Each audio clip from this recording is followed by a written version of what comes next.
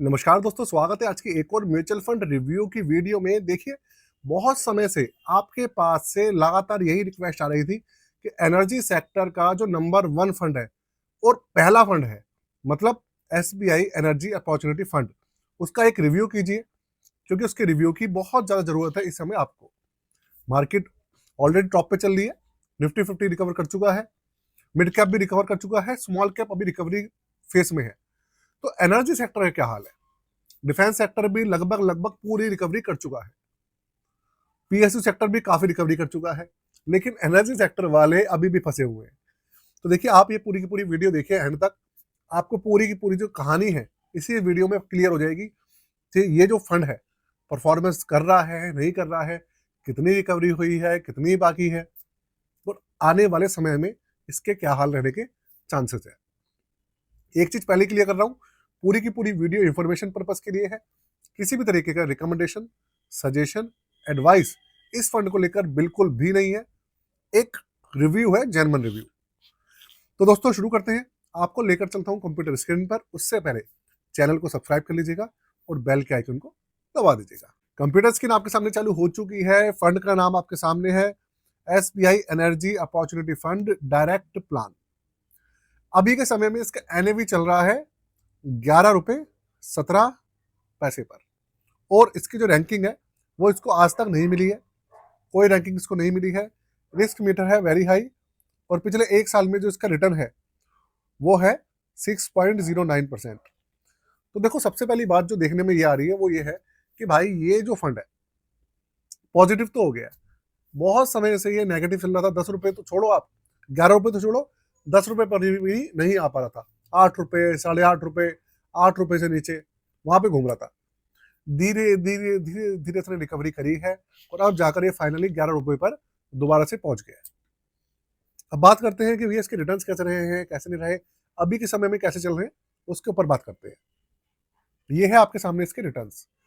इसको 2 साल पूरे होने वाले हैं, अभी हुए नहीं है, जल्दी हो जाएंगे। 1.5 पौने 2 साल के आसपास इसको हो चुके हैं। तो एक साल का रिटर्न आपके सामने है 6.09%, 6 महीने का 4.72, 3 महीने का 4.94% का रिटर्न, एक महीने में 3% का रिटर्न इसने दिया।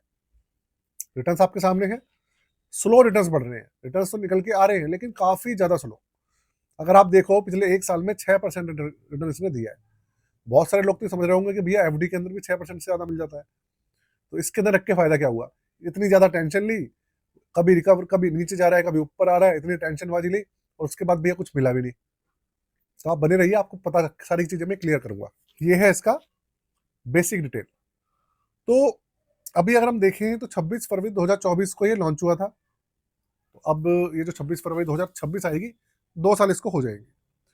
तो 2 साल में इसका जो सीजीआर निकल कर आया है वो है 5.81%, जो कि मैं जनरली बताऊं बहुत है कम, बहुत ही कम है। निफ्टी एनर्जी टीआरआई इसका बेंचमार्क है। ओपन एंडेड ये स्कीम है, कोई रोक टोक नहीं है, जब मर्जी आइए, जब मर्जी चाहिए। एक्सपेंस रेशियो है 0.79%। इसके अलावा आप इसके अंदर जो एयूएम है उसको देखिए, 9,722 करोड़ रुपए, अच्छा खासा इसके अंदर एयूएम है। 5,000 रुपए से मिनिमम इसके अंदर लमसम होता है, और 500 रुपए से इसके अंदर मिनिमम एसआईपी हो जाती है। और इसका एग्जिट लोड जो है वो मात्र 1% है, वो भी 30 दिन से पहले, 30 दिन के बाद 0% इसका एग्जिट लोड है। किसी भी तरीके का इसके अंदर लॉकिंग पीरियड नहीं है। ये इसका पूरा का पूरा जो डेटा है बेसिक डेटा है। तो इसके अलावा अगर मैं बात करूँ इसके पोर्टफोलियो की, तो पोर्टफोलियो पे आपको लेकर चलता हूँ, वहां पर भी थोड़ी सी जो कहानी है वो समझाता हूँ। एक चीज आप समझिएगा कि अब ना मार्केट जो है वो चल रही है रिकवरी फेज में। 26,000 के बाद मार्केट आएगी, मतलब ग्रोथ मोड में। 26,000 तक रिकवरी है, उसके बाद मार्केट पॉजिटिव रिटर्न देगी, मतलब पॉजिटिव तो दे ही रही है, उसके बाद आपको गेन मिलना स्टार्ट होगा। तो इसके अंदर होगा क्या कि भाई अगर आप नया पोर्टफोलियो बनवाना चाहते हैं, आप अपना पोर्टफोलियो रिव्यू कराना चाहते हैं, stock portfolio, ETF portfolio, mutual fund का पोर्टफोलियो आपको रिव्यू करवाना है, बनवाना है, तो बहुत सा समय चल रहा है, आप करवा सकते हैं। चार्जेस बहुत ही कम कर रख रखे हैं मैंने, 999 रुपये करवा सकते हैं। डिस्क्रिप्शन के अंदर व्हाट्सएप नंबर है, वहां पर जाके आप मुझे अप्लाई कर सकते हैं। अब सबसे पहली बात, देखने वाली बात यह है इसके अंदर कि करीबन 96% पैसा इक्विटी के अंदर है, डेट कैटेगरी के अंदर नहीं है, और 4.24%, 4.25% इसमें कैश है। देखा जाए तो सारा पैसा मार्केट में लगा हुआ ही है, और इसके अंदर टोटल 31 स्टॉक्स हैं। अब आप देखो इसके अंदर सेक्टर्स कौन से हैं। एनर्जी सेक्टर करीबन 69%, और इंडस्ट्रियल सेक्टर है 15-16%, और फिर फाइनेंशियल सेक्टर है करीबन 4.25%, और टेक्नोलॉजी है 2.86%। तो कहने का मतलब ये है, इसके अंदर मेजर 2 सेक्टर्स हैं जिसके अंदर पूरी की पूरी आप समझ लो स्टॉक पोर्टफोलियो पूरा का पूरा इसका उसी पोर्टफोलियो के अंदर, मतलब उसी सेक्टर के अंदर है। यार एक्चुअल में ये कोई इंडेक्स फंड तो है नहीं, ये है active manage fund energy sector का। अब एनर्जी सेक्टर का है इसलिए इसके अंदर 69% है एनर्जी के अंदर, लेकिन ये एक एक्टिव मैनेज फंड है, इसलिए फंड मैनेजर ने क्या किया हुआ है, इसके अंदर थोड़ा सा इंडस्ट्रियल, थोड़ा सा फाइनेंशियल, टेक्नोलॉजी और मटेरियल, इसके स्टॉक्स भी शामिल किए हुए हैं, जिससे कि आपको रिटर्न्स निकल कर आए। अगर एनर्जी सेक्टर से कमा रहे रिटर्न्स, तो उसकी पूर्ति यहां से की जाए। समझ रहे हैं आप बात को? ये फायदा होता है एक्टिव मैनेज फंड का। तो फंड मैनेजर ने थोड़ी सी यहाँ पे चालबाजी कर रखी है, तो दूसरे सेक्टर्स भी रखे हुए हैं। उसका बेनिफिट ये है कि भाई रिटर्न्स निकल कर आ रहे हैं, कम आ रहे हैं लेकिन आ रहे हैं। तो भाई ये है। और अगर मैं इसके जो, अगर आप मुझसे पूछे कि भाई इसके अंदर जो स्टॉक्स वगैरह हैं वो कौन से हैं, कैसे हैं, तो आपको बताऊं मैं, इसके अंदर मैक्सिमम ना एनर्जी सेक्टर की जो ऑयल बनाने वाली कंपनीज, ऑयल बेचने वाली companies, refinery, gas, power sector की कंपनीज, इस तरीके की कंपनीज है इसके अंदर। कोयला निकालने वाली, बनाने वाली जो भी कंपनीज है ना, माइनिंग वाली, वो इसके अंदर है। तो अभी आपको पता है, जो अमेरिका ने इतना प्रेशर बनाया हुआ है कि इसलिए ना एनर्जी सेक्टर जो है वो उभर के नहीं आ पा रहा है। ऊपर से रशिया यूक्रेन की कहानी जो है वो सिमट नहीं रही है। अब ना मैं आपको एक चीज बताने वाला हूं, जिससे कि ना आपको इस फंड की जो पोटेंशियल है वो समझ में आएगी। आपने ये सब चीजें देख ली, आपको लगा होगा कि यार अभी तक ना क्या रिव्यू हो रहा है, ठीक है, ये सब चीज तो आप भी जान सकते हो, लेकिन अब जो मैं चीज बताऊंगा आपको, वो चीज ना आप सोच नहीं सकते, उस चीज के ऊपर आपका ध्यान ही नहीं जाएगा। अब मैं आपको बताता हूँ। देखो ऐसा है कि जिनके पास ये फंड है, मैक्सिमम लोगों के दिमाग में यही आ रहा है कि यार मेरा पैसा किसी तरीके से माइनस से नेगेटिव, मतलब माइनस से पॉजिटिव हो, और मैं क्या करूं, अपना पैसा रिकवर करूं।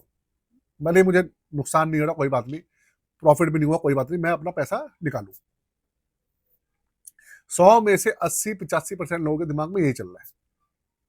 लेकिन अगर मैं आपको बताऊं ना, तो ये जब 26 फरवरी 2024 को लॉन्च हुआ था, तो जुलाई तक इसका जो एनएवी था वो तकरीबन 12 रुपए पर पहुंच गया था। मैं आपको बता रहा हूँ, 10 रुपए पे लॉन्च हुआ था और इसका एनएवी 12 रुपए के आसपास पहुंच गया था। मतलब सिर्फ 3-4 महीने के अंदर, मार्च, अप्रैल, मई, जून, जुलाई, 4 या 5 महीने के अंदर इसने करीबन आप समझ लो 20% का रिटर्न निकाल के दे दिया था 3-4 महीने के अंदर। तब कहानी क्या थी, रूस और यूक्रेन की कहानी तो तब भी चल रही थी, अमेरिका ने किसी तरीके का प्रेशर नहीं बनाया हुआ था, और कुछ ना सारी चीजें परेशानी करने वाली नहीं थी।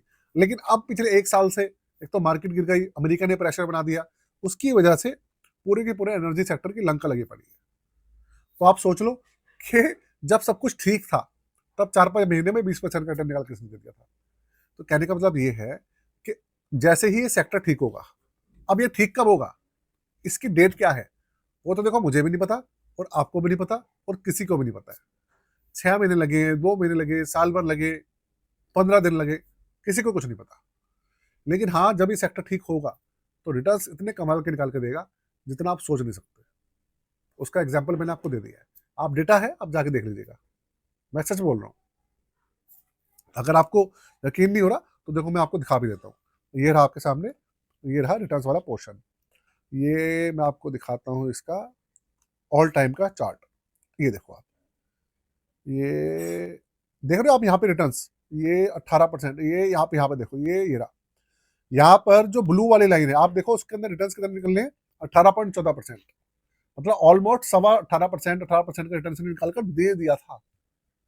12 रुपए तक पहुंचने वाला था, मतलब ये 11 रुपए 85 पैसे, 11 रुपए 90 पैसे के आसपास पहुंच गया था।